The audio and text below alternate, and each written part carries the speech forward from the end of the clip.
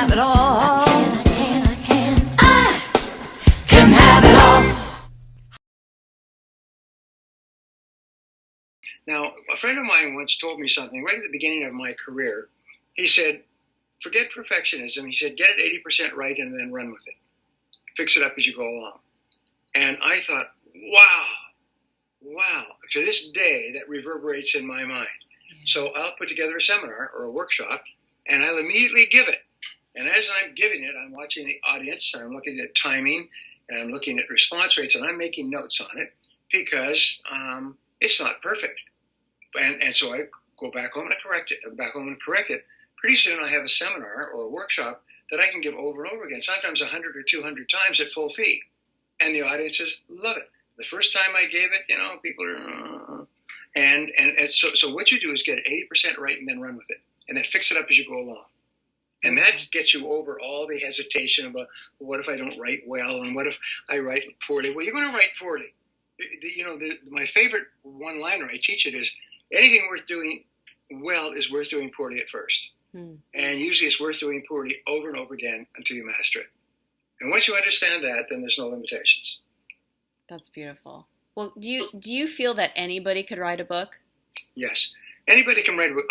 I work with people and they say, well, they're semi-literate, but they got a great story or they got great ideas. Sometimes they're speakers. And I could tell you some speakers who claim they've written best-selling books and they've never put pen to paper. What happened is they had somebody record their seminar and then take it and lock themselves up in a room and reorganize this seminar transcript into a legible book. And they bring it back, and I know people who've written more books than they've read. Let's put it that way. If they don't write books, they just have people transcribe their words. Right. And like, for instance, all these politicians, most of these politicians who write these books and so on, have never even seen the book until it was published. They don't know anything about it. It's all done by other people. And a lot of other people are like that. But let's say you're a really sincere person and you have all these great ideas, and what you do is you interview. And I've taught this to some really top executives who really didn't have the capacity to write. They're just not writers. They're one of them is the head of a $750 million company and built it from scratch. Wow. The guy's brilliant. And I said, look, just sit down with someone you like, do a little bit of screening, finally find a ghostwriter that you like, and sit down and just tell your story. Tell your story from the beginning, how you started out, your ups and downs, and so on and so forth. Now, you forget and you go back and forward and you jump ahead and jump back. It doesn't matter. The ghostwriter will just transcribe and take notes and transcribe and take notes. Then they'll take it away and they'll whip it into a book. This is called a book for hire. And so anybody can do this. That's not cheap, but don't say that you can't write a book because you're too busy or you're not literate or you didn't graduate from college. Get your head out of wherever it's stuck. Some of the best books in the world... Some of the best books in the world were written by people who were just, high school dropouts and not really that well educated, but they found somebody who's got a natural ability to listen and write it out for you. Beautiful. Yeah, so everybody can write. Anybody can write a book. The critical thing, and you teach this all the time, is heart. It's how much of your heart is in it. Because when I wrote my book, Maximum Achievement, my first book, I loved this material because I've been giving it now for 8 years. The audio program with Nightingale Conant was the best selling in the world. And people were coming up to me and saying, this changed my life. This changed my life. It changed my life. It changed my life. And just like some of the material that you listen to of mine, just those insights, they're life-changing. Yes. And so you've got to get it into a book. You can get it to 1 million people with an audio program. You can get it to 10 million with a book. And so finally I sat down and wrote the book. I didn't know how to touch type, and I had to touch type it. I had to get a compact computer, a laptop, got a compact computer. So how do you learn to touch type? Well, there's this wonderful little CD you could get at that time. It's called Mavis Beacon Teaches Typing. And you put it in, and this Mavis Beacon pops up, and she's a typing teacher. And she said, all right, let's get started. Now type these words here. So you begin to type. Say, all right, here's you type 8 words a minute with 20% mistakes and so on. So this is where we'll start. And every day you go and do a 30-minute lesson with Mavis. And each day, each lesson is geared up to your level of competence. And in 60 to 90 days, you're typing 50 to 80 words a minute. Oh, and you're wow. just producing books like a machine. Wow. Anybody can do that. Say, well, I can't type.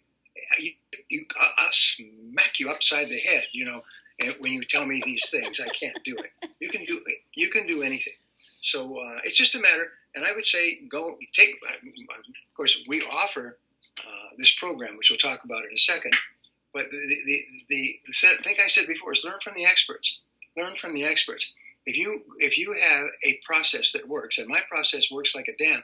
Last year I wrote 6 books, and I only write 4 books a year. But last year I got slammed by 3 publishers who said, please, please, please write books for me, and we all want to release them this year or this fall. And I said, okay. And then I set my time, and I'm on the road most of the time. So I sat down, I set my schedule, my chunks of time, and I followed my system, and I pumped the books out, and every single one of them said, this is great stuff. Wow.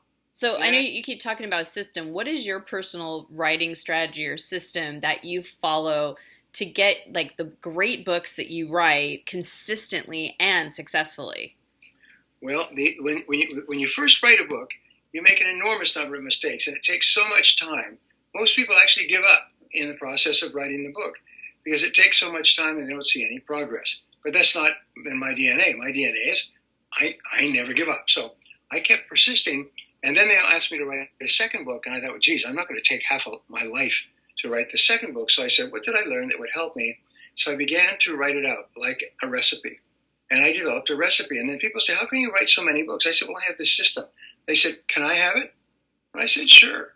So I typed it up. I spent a lot of time on it. It's 20 steps. And I put it on my website, and I say, anybody wants it, go and get it.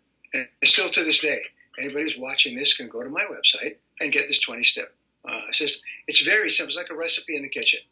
You know what, Brian? We're going to put the link to that. It's the 20-Step Author Quick Start Guide. So we're going to have a link under this video. And you've got 7 tips to quickly and easily organize your book, which is so huge.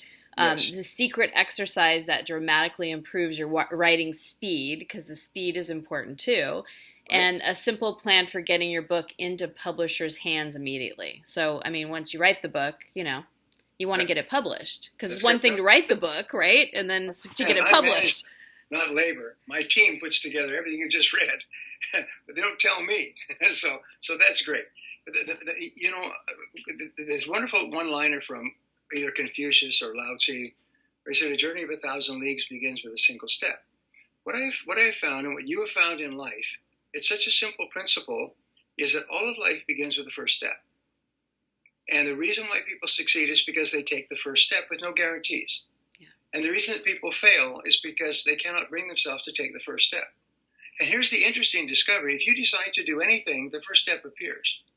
It just appears. It's almost like, I say it's like a light, one of those lights on the floor of a nightclub that guides you to your table, is the first step appears. So everybody always knows the first step. And if you take the second step, the first step, the second step automatically appears. And if you keep doing that, as you complete each step, the next step appears automatically. And you get continuous feedback, which enables you to correct. And you get ideas, which enables you to improve. It's the most amazing thing, but everything begins with the first step. Very, very true. So if you've ever wanted to write a book, your first step right now is to go into the link below the video and get Brian's 20 steps or 20 quick start guide, because they are going to help you with that first step.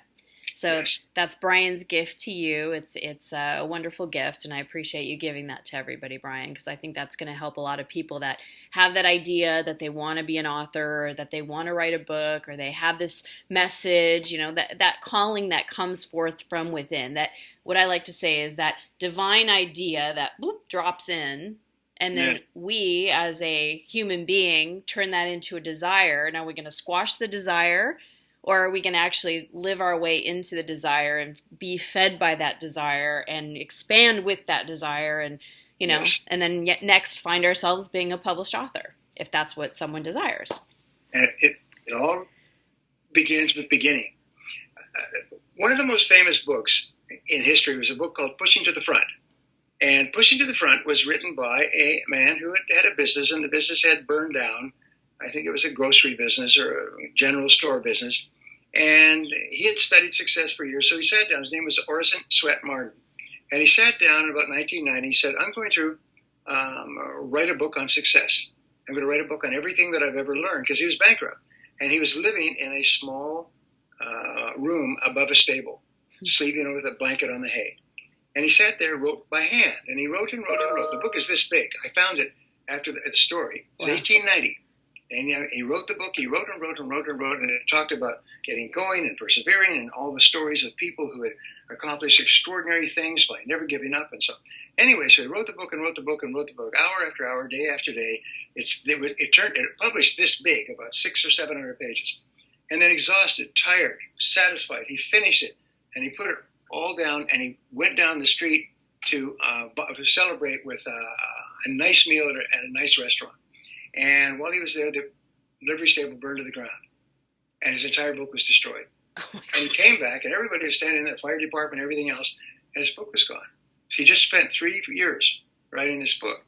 And he's standing there looking at this, and he says, well, I've been writing about persistence for 3 years now. He said, now I have to belly up to the bar. And so he went, got another place. He's still broke. Got another place, and for the next 3 years, he rewrote the whole darn book from cover to cover. Wow. And then he took out, he said, and then by this time, 1895, 96, the U.S. was hit with one of the worst recessions, depressions in history. And nobody wanted to read a book on how to succeed. So he put the book aside, and he went out and he got a job, and he's working away. And one day he's talking to somebody, just occasionally, and he talked about this book that he'd written. And this fellow said, it's time for this book in this country. People are down, they're depressed, economy's flat. He said, I have a friend who's a publisher. Let's have him take a look at it. They published the book. It became the best-selling success book in American history. They said that this book single-handedly brought the United States into the 20th century. Wow. Every single one of the people that Napoleon Hill talked about, every one of them read this book. It was their Bible. Thousands and thousands of people picked themselves up and went out, built businesses, built fortunes, built everything. Pushing to the front is what it was called. Pushing to the front. And so he said this. He said, what's in the book? He says, really simple. It's got 700 pages. Here's the 2 points. The first point is get to itiveness. And the second point is stick to itiveness. In other words, get started and keep going and never give up. That's the essence of the book. And that, I think, is one of the greatest messages for success that's ever been derived. And then he started Success Magazine. He wrote articles and books. There's libraries of books from Orison Swett Martin back from 19 to 1910. And these books are spellbinding books on aspects of character development and success and discipline. What's on your mind, Brian? I'm on the road for a long time. But anyway, so it's the same thing that the smartest people in the world have all come down to this same point. Get started and then keep going. Just never give up. Never quit. Tell yourself, I never give up. And no matter what you're doing, you will be successful. And in writing a book, the thing is, we'll show you how to get started and keep going. Yes, because you have your How to Write a Book and Become a Published Author program. Yes. And I hear it is just absolutely phenomenal. I'm actually looking forward to taking it too, because I'm always wanting to learn and expand. And I've got 3 book ideas that are withholding right now that I'm in the process of writing. So having a more simple system would actually be even better for me. So tell us a little bit about it before we go today. Well, what it does is it's like a tutoring with me, summarizing everything that I've learned over the years about writing a book. In other words, how do you pick the topic or the title? How do you evaluate if this is the right topic for you? How do you pick your reader? Who's going to read the book? And then how do you match what you have to say with the person who's going to read it? All books fail because they don't connect with a reader. All books succeed because they connect with the reader. So I always tell people it's not about you. People think I want to write a book so I can express myself. Well, you can express yourself somewhere else as become a cheerleader. But the point is, it's all about someone else. When you write a book, here's one of the little things I teach. I call it across the kitchen table. If you ever imagine talking across the kitchen table, you have a husband and 2 children, 2 boys in Montreal. Yes. And you'll go home from this, and you'll be sitting there, and you'll be talking about what happened in Baltimore and what you did and what this person said and everything else. And Your husband will be listening. Your kids may be listening. Doubtful, but I have kids too. But the point is, that's how you write a book. Is exactly as if you're just talking to one person that you really care about, and you're telling them something that you think is really interesting. And it's across the kitchen table. If you can get that in speaking, and if you can get that in writing, then the book's going to read well on paper. And so that's one of the things we do. Then we teach you how to lay out the book. Is how do you lay out a book? Henry Ford, who became the richest man in the world after being bankrupt twice, said, any task can be completed if you break it down into enough small steps. So what we do is we teach you the small steps. Is you break every single part down into smaller and smaller steps. And then you take the first step, just as we talked about, and then you take the second step, and it starts to flow. At a certain point, you start to develop what is called momentum. And you start to flow, you start to move toward it. And you'll be discouraged, and you'll be tired, and you'll think about quitting, and that's okay. One of the things I say, if you get really discouraged, go and get a good night's sleep. You know, when you're tired, I mean, all the worst qualities come out. Especially you think about quitting, and it's not going to work, and nobody wants to read it. Get a good night's sleep, for heaven's sakes. Sometimes the best way to write a book is to rest up. Yeah. A good friend of mine has written 45 books. A woman, very successful, and she wrote what she does is she will rest up for almost an entire week. She'll prepare, she follows some of these things, not all of them, and then for 3 days she'll work flat out 8 hours a day on the book until it's finished. Wow. And she said, but the most important thing is to rest up and just get your brain like a battery fully charged. But I don't do that. I write a book over a period of time, but you've got to be rested. Yes. And if you're rested, then you start to think of all kinds of ideas. Your vocabulary is better. Your intuition works. So these are some of the many things to do. But the thing is, get started and keep going. Beautiful, Brian. It's been Brian. It's been an absolute pleasure. I truly, just hearing your voice today and talking with you today. It brings me back like so many years ago when I was driving in my car by myself and hearing these things, and it was like, wow, I can change my thoughts, and I have power, and I'm not going to give up, and it would pump me up to go into my sales calls, and and just achieve more, and feel confident that I had what it took, and all that. So I really want to thank you, and I really want to thank you for helping everybody that's watching here, and all the people that in the future are going to watch this. And you truly are such an inspiration, such a teacher, and I really am grateful for you.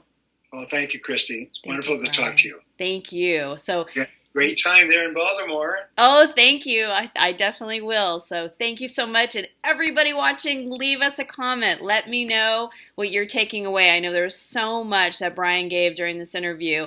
Let us know your nuggets. Let us know what you are going to predetermine is going to be your destiny. Are you not going to get colds? Are you not going to give up? Are you going to be persistent? What is it for you? So thanks, everybody. Have a great week. Thanks again, Brian. Thanks, Christy. Bye. So as always, the best discussions happen after the episode at ChristyWhitman.com, where you can join my community, which I call my family. You'll receive free teleseminars, webinars, ebooks, videos, and much more just by being part of the community. Did you like this video? Then subscribe and share it with everybody you know. Check out these other related videos to help you get inspired and informed.